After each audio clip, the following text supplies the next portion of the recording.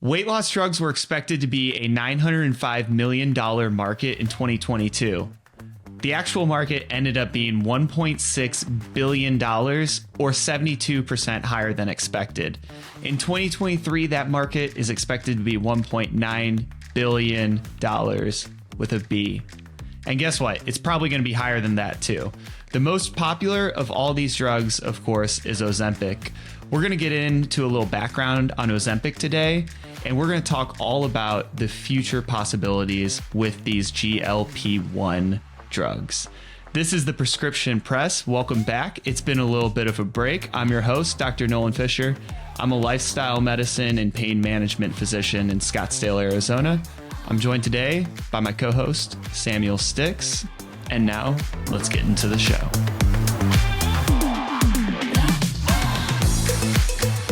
All right, so let's talk about obesity. Okay, from 1999 to 2020, the U.S. obesity prevalence increased from 30% to over 41%.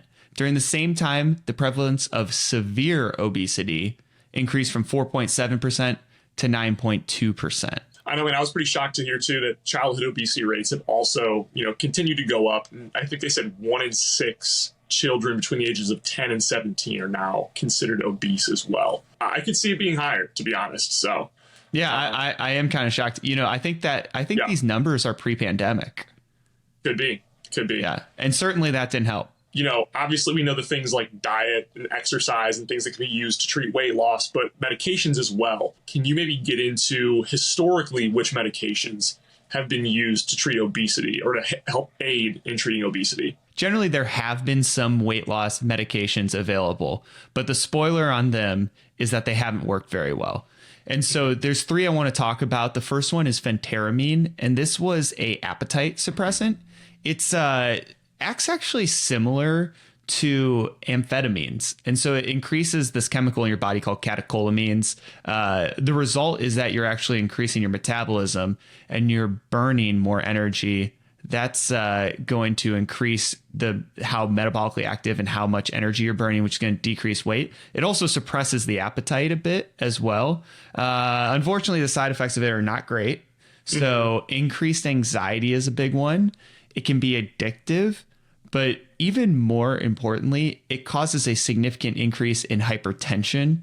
And this is a population that already have high rates of hypertension. So you don't want this in addition to the already underlying hypertension. The next one is this medication I want to talk about called orlistat. And this inhibits the enzyme that breaks down fat in your gut. So as a result, you can't absorb fat. The idea would be that you're then taking in less calories. Unfortunately, as you could imagine, if you're not absorbing fat, it has to go somewhere. And that somewhere leads to a lot of gas, diarrhea, abdominal discomfort, just a ton of fun side effects. So that one, shockingly, not a very friendly medication to take. And then finally, the third one I want to talk about is a drug called bupropion, which is a known antidepressant, very commonly used as an antidepressant. Not really fully understood how it works, but it's known to increase norepinephrine or adrenaline and dopamine. And unfortunately, that as well can increase anxiety, cause some racing heart rate, and then lead to insomnia. But regardless of these 3 medications, they're never really that widely adopted because they have either intolerable side effects, and then also they don't really work that well. So that's where we were at prior to where we are now. Yeah, I want to say when I was looking at statistics, they said that these traditional obesity medications only aid in maybe helping people lose about 6% of their total body weight. So obviously, they seem somewhat helpful, but not really the magic pill that people are necessarily looking for. In my clinical experience, I would say lucky to be really? 6%. Yeah. Wow. Okay. Yeah. Interesting. Well, maybe if you have enough gas and whatever else from taking that one medication, I don't know. If that's what you're into, maybe that's a drug for you, Yeah, exactly. No, but I think in addition to a lot of the side effects that you already talked about, when we were looking at, articles and listening to podcasts and things as well on this topic, there were also a lot of cardiovascular issues that were somewhat serious and also renal issues as well, which are basically problems that affect the kidneys too. Mm-hmm. So obviously today you want to focus on semaglutide a little bit and talk about Ozempic. And on the surface level, Ozempic does appear to be safer than these previous medications while also being more effective. But before we get into that, I think you kind of wanted to go on a little bit of a detour and kind of talk about type 2 diabetes first and maybe kind of circle back into semaglutide and Ozempic. Yeah, I think it's important to understand type 2 diabetes before we go into Ozempic, because that's what it was initially thought of to treat. Okay, so we've known that diabetes has been an issue for a long time. The ancient Egyptians actually mentioned it over 3,000 years ago because they found these symptoms that were like excessive urination and thirst and weight loss. And that was actually type 1 diabetes that was even present back then. Now, those populations, they didn't have high rates of obesity, so they didn't really know much about type 2 diabetes. In ancient India, they would diagnose type 1 diabetes by using ants, and the ants would go up to the urine of people with type 1 diabetes, and they would go towards it because it was sweet, because it was full of sugar. And so by 500 or so AD, so about 1,500 years ago, India and China had worked out that there was, in fact, a difference between type 1 and type 2 diabetes and that they both existed.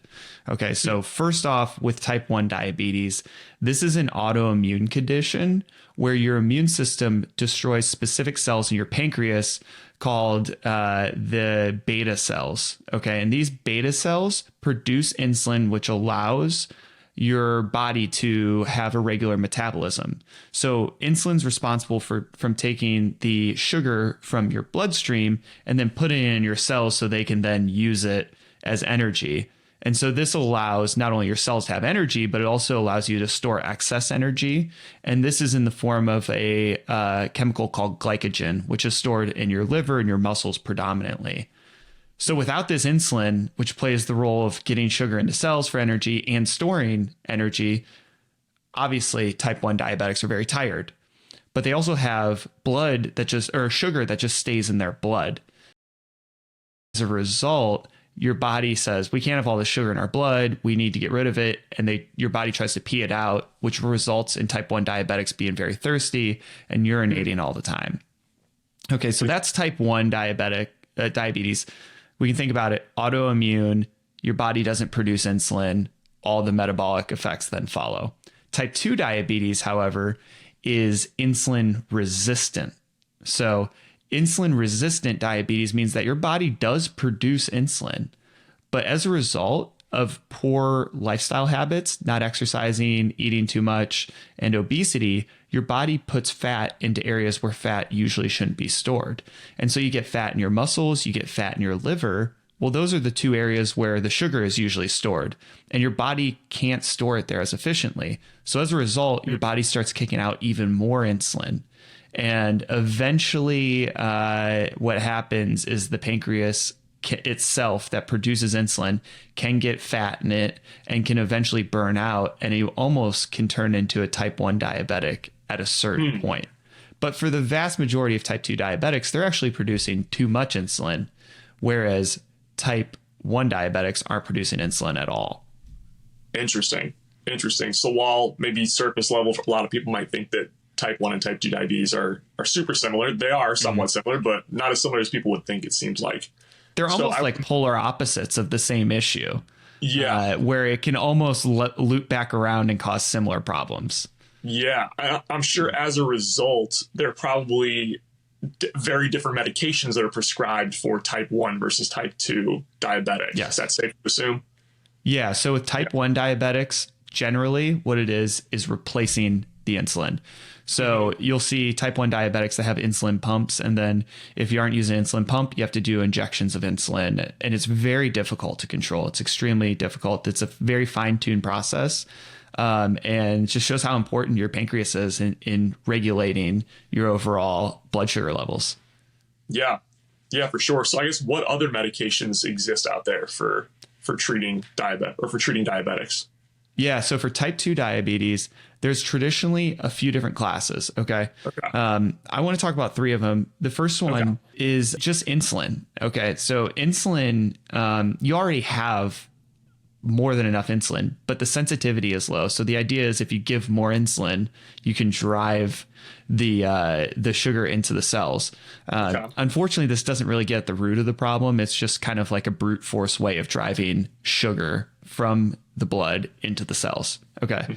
Then there's this other class of drugs called sulfonylureas.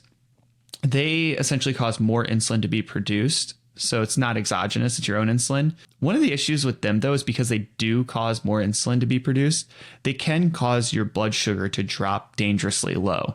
And low blood sugar is substantially more dangerous than high blood sugar. Low blood sugar in the short term can kill you, whereas high blood sugar won't kill you in the short term, but it can over time obviously cause all the health effects. So with sulfonylureas, that's kind of the bad part about them is hypoglycemia, but also they cause weight gain because they're increasing the insulin. And they've shown that people taking those drugs have high risks of heart disease as well. And then the final one I want to talk about is a drug class called the biguanides. The most common and basically one of the most popular type 2 diabetes drugs is metformin. And that increases the sensitivity of your body to insulin. And so that's a good thing. This is a very effective drug. It's very well tolerated generally. There are some side effects of nausea and diarrhea, but most people tend to tolerate it really well. And there's even some research showing that people who take metformin have increased longevity, particularly in animal models on metformin. They tend to see that they do live longer. There's rumors that it causes lower rates of cancer if you're on metformin too. So there's a lot of health benefits, and metformin is a much better drug. And it's kind of the first drug to treat type 2 diabetes. It goes lifestyle modification. If that's not effective, metformin. Interesting. Okay, so then I know that we've done a little bit of research on semaglutide, and I think that's a GLP-1. Is it an agonist? Is that what it's called? Yeah. Okay. So then where do these start to come to fruition? I guess when are these created? So basically, yeah, GLP-1s came around actually quite a while ago. This guy named Dr. John Eng, he worked at the VA in the Bronx about 25 years ago. And a pretty crazy story. He trained under a lady who worked on peptides a lot. And particularly, she looked at these peptide proteins from different animals. And she found a way that she could isolate them and then test them in humans. And she won a Nobel Prize for it. And so he then went on to become an endocrinologist, working at the VA, taking care of a lot of diabetics.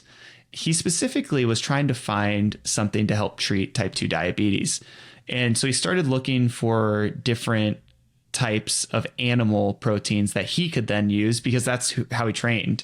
And he found a paper on some gastroenterologists that had talked about Gila monsters and a certain type of venom that they have, and it helping potentially with inflammation in the pancreas.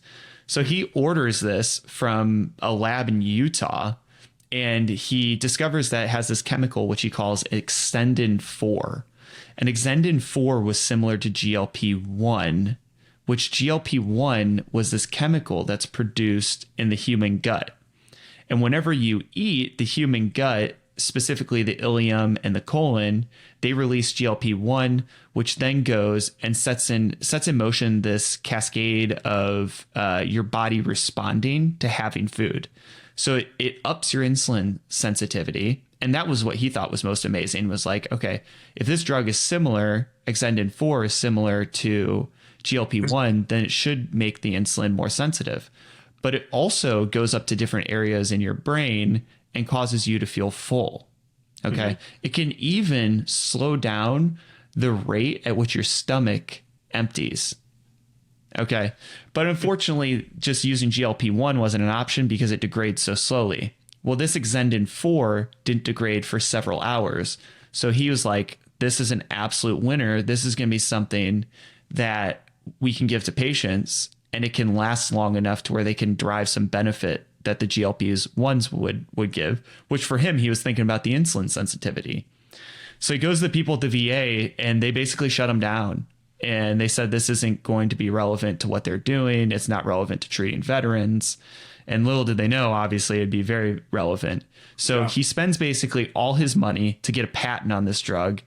And he eventually gets it. He takes it around to different conferences, finally finds a company called Amylin Pharmaceuticals.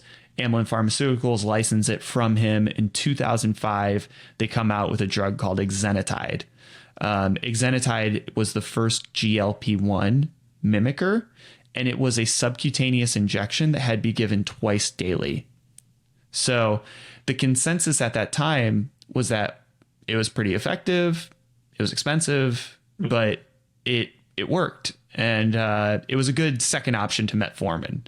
And that was kind of where it sat. But obviously the people doing the research on this, they realized that there was a couple things holding it back. One, was the dose high enough? And then two, people aren't going to want to inject themselves twice a day for something that just has, decent results. And so they started working on those two things, increasing the dose that could be given and how strong the medication could be. And then they modified the chemical with different fats so that it would sit subcutaneously for longer and could be given less frequently. And so they basically have a bunch of popular drugs that have subsequently come out that have pushed it even further. So 2005 was when exenatide was released. In 2010, Victoza was released, and that was a daily injection. And that drug was pretty popular, showed good control of A1C, which is the marker of blood sugar that we use. And then in 2014, Trulicity was released, and that was a weekly injection. Its half-life was 5 days. So while it was a weekly injection, it didn't tend to last that long for people. In 2017, Ozempic came out, and that was a weekly injection as well, but the half-life was 7 days, so people got much longer effect from it.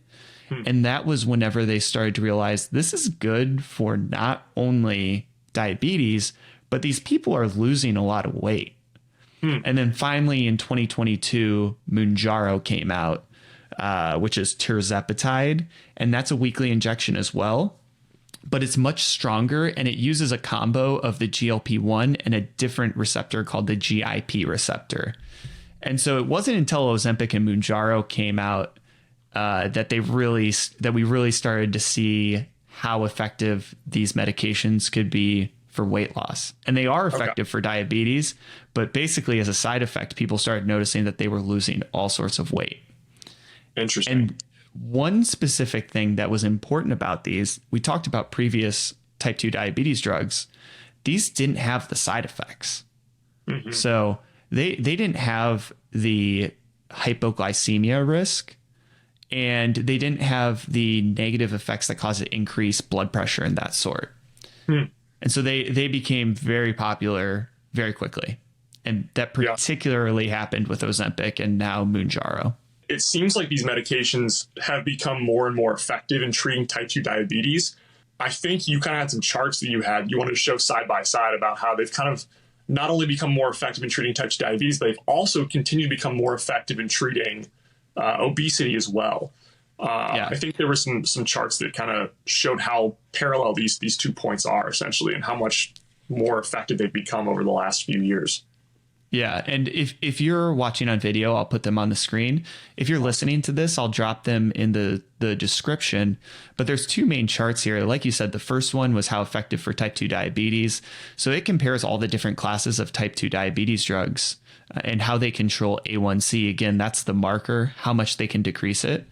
And what we see is that compared to the other classes, these GLP-1s are just as effective or even more effective. And particularly the most recent ones, the Ozempic and the Mounjaro, are the most effective at helping to decrease the A1Cs. And I wouldn't say they're dramatically more effective than other drugs at lowering A1C, but they're at least as effective, if not a little more effective. And now that's just because we've had several years now to see the data come in. The second chart was the overall change in weight. And I think this is actually even more important than the A1C, because We know that the obesity is a contributing factor into type 2 diabetes. There is some genetic component to it as well, but obesity is a huge role to play in it. And then it's the overall metabolic health, including like your exercise tolerance, your muscle mass, and stuff like that. And what they have seen is that most of the traditional type 2 diabetes medications, the oral ones at least, those three that we talked about, they cause maybe a touch of weight gain, maybe a touch of weight loss, or relatively, neutral. Mm-hmm. Insulin causes significant weight gain. These GLP-1s all cause significant weight loss, and particularly Ozempic and Mounjaro, the latest ones, appear to be the most effective, and they can cause dramatic weight loss in a short period of time. Mm-hmm. I think that some of the numbers I've seen in terms of, you talk about dramatic weight loss, you were talking about the original obesity medications that existed. You'd be lucky if you saw about 6% of total body weight loss. And it seems like a lot of physicians are able to consistently see between 15 and 18%, I believe, of their patients' total body weight reduce when taking Ozempic. And I think from what I remember, Mounjaro seems to be maybe even more promising in terms of its effects on weight loss as well. Yeah. So one of the things I think that's important to understand with type 2 diabetes is that those people have more difficulty losing weight than people that don't have type 2 diabetes.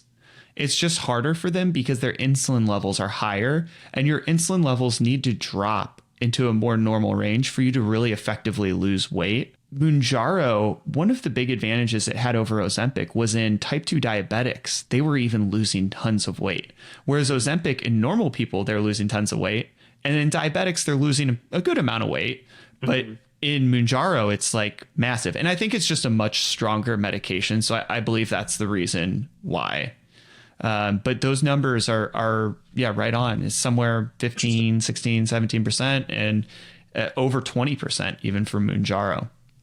Interesting, man. Yeah, I know you had some final points you wanted to kind of touch on, but I guess maybe I'll lead you into the first kind of question or kind of final point here, which is, are there any negative downstream effects that we see, or are there maybe additional positive downstream effects that we see when someone takes a GLP-1 agonist in terms of what they can expect the effects will be on their health, maybe long term? The negatives, let's start there. First off, if you don't change your lifestyle habits and you take these drugs, you come off of them, and then you allow your lifestyle to go back to the way it was before, what you're going to see is a significant percentage of weight gain. So people who don't change their lifestyle habits tend to regain at least 75% of the weight. That's on average. People who do change their lifestyle habits tend to keep it off. The other negative thing too is it's a dramatic shock to your body when you lose such a high percentage of your body weight in such a short amount of time. People will say that their hair is falling out, that they have all sorts of kind of weird side effects like that. That's just because it's a shock to the system. I think one of the best way to deal with GLP-1s is to take them while also working with a dietitian. So that way you can understand how to get your proper nutrients and to get enough energy so that you're not just totally losing all the weight super fast. You're losing it in a sustainable manner that allows you to stay healthy and active at the same time. As far as the positive effects, I think there's a ton of downstream positive effects that we'll start to see. We've already started to see research showing that there is a decreased risk in heart disease for the people that take the GLP-1 receptor agonists. And that's not surprising. Their diabetes is better controlled. Diabetes causes sugar to sit in the blood vessels. They become damaged. They become more susceptible to having blockages in their arteries, leading to heart attacks and stuff like that. As far as overall weight loss, you're going to decrease blood pressure. It all makes sense that you would have decreased risk of heart disease. The other thing is going to be fatty liver disease. So fatty liver disease is responsible for about 25% of liver transplants in our country. It's super prominent. Your body loses out on places to store fat. It starts storing it in the liver. When it starts storing in the liver, that's not supposed to have that much fat in it. It ends up causing your liver to have inflammation, eventually scarring, and can lead to cirrhosis, much in the same sense that chronic alcohol abuse can lead to cirrhosis. Yeah. And so it's called non-alcohol fatty liver disease, which then can transition into cirrhosis. I think it's going to decrease that dramatically. I think what we're going to see are people that have the beginnings of alcohol liver disease or non-alcohol liver disease from fatty liver are going to be good candidates for these drugs. We'll end up not needing as many liver transplants, which means there'll be more livers available for people that have cancer and those sort of things, that people that used to be alcoholics can have access to livers. And that'll be a really net benefit to like our entire health system and our society. Totally. No, totally. I think that's definitely an effect that I wouldn't have connected with one of the benefits of these drugs. That's really fascinating. Yeah, man, I didn't know if there's anything else you wanted to touch on before you kind of get into maybe some of the stuff that's been out in the news. I know some people have been kind of upset at people who are non-diabetics that end up taking these medications for weight loss. Like I said, I don't know if you have anything else you want to touch on before we get into that. Yeah, no, I think it's really interesting to see the general consensus that's or I guess like just news media, what people are saying about Ozempic, because there's a lot of people that I know that are all for it. And personally, I'm all for it too. I feel like it's just another tool that we have available, and it's a like potentially groundbreaking tool, like a real like a medical miracle that can change the course of a lot of people's lives. There have been shortages, of course, like there's been shortages of everything from the pandemic. I don't think these drug companies anticipated how fast these drugs would take off and how successful they'd be. And so there were shortages. And people were complaining that diabetics couldn't get their medications. You know, there's plenty other options out there for diabetics to be treated with. This just appears to be kind of the new best option. And so I don't have a problem with people who don't have diabetes that just have obesity taking these medications, because we know if you're heading down that path of obesity, you're likely heading down the path of metabolic syndrome and potentially type 2 diabetes. And so even if you don't have diabetes, if you have obesity, you're at a higher risk of heart disease. You're at a higher risk of cancers. And if we can decrease those risks, that's a great thing. Insurances are going to fight back on that because the typical insurance only covers somebody for about 3 years. So they don't care if you have an increased risk of heart disease, if you have an increased risk of fatty liver disease, if you have an increased risk of type 2 diabetes. They just care that you don't have it now because they know that somebody else is going to be dealing with that. And so, yeah, for the people who need to lose 5 or 10 pounds, I don't think this is the best option. Just lifestyle changes is all you need. But there are a lot of people that don't have type 2 diabetes that are obese. I mean, it's not like everybody that's obese or even morbidly obese has type 2 diabetes, but they can have negative health effects as well. And so I don't buy the narrative that non-diabetics are hogging this medication from diabetics. Interesting. You know, I do have kind of a one-off question here.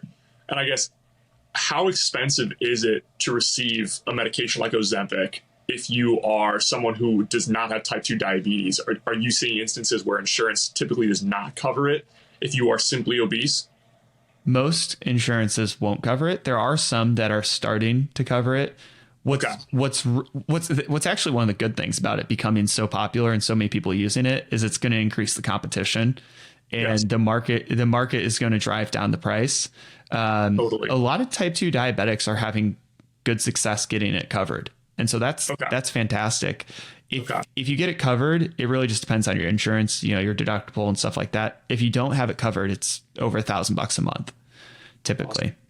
And so there are compounding pharmacies that do it for less, $500 a month, maybe $250 if you get a good deal. The problem is that you are not guaranteed to have the best quality. So it really depends on the quality of the compound pharmacy. No, dude, I think it's a fascinating subject for sure. And I think you've covered it well so far. I think the only other question I have is when it comes to the actual administration of this drug. So is this something that's typically done by the patient themselves? I know these are typically injectables. We only have talked about one, you and I, about, I think it's Rybelsus is how you pronounce it. I think it's an oral medication, which unfortunately you need about 10 times the amount of active ingredient of semaglutide, for example. You would need about 10 times the molecular weight of that in a pill as opposed to in the actual syringe that would administer the medication. So for now, especially with it being kind of a hot topic in the news in terms of people not being able to get semaglutide and being sort of a controversial issue, I'm sure that maybe the pill is maybe less popular now. So the pill's not as popular, but that's also because it's newer. It's so Rybelsus, I believe, has to be taken twice a day. I don't know the exact studies, what they show on it. Yeah. I would imagine that the injection would be more effective. It'll be interesting to see, though, how it works out. What's more effective? Do people want to take a once or twice daily pill, or potentially does the injectable come to a point where it can be taken every 3 months or every 6 months? Because that would change things too. That is a good point. I noticed the dosing, it's kind of like staggered. It's like your first month, you'll take it more frequently. And then by the time it's on a maintenance dose, like you said, ideally you're taking it maybe once a month, maybe once every few months. And that can be more of a long-term solution. It's really crazy how effective it is and spread out that far apart. So it would be interesting too. Even like there's like the birth control implant, which can be placed and left. If there's potentially a use of a technology like that, I don't know the science. That's way above my pay grade. But that would be potentially something that could be done in the future that would be even better. Yeah, that's cool. That's cool to think about for sure. That's all I got. I think that's a wrap for Ozempic. If you know anybody that's on Ozempic, if you're on Ozempic, please let us know in the comments. Throw us a subscribe.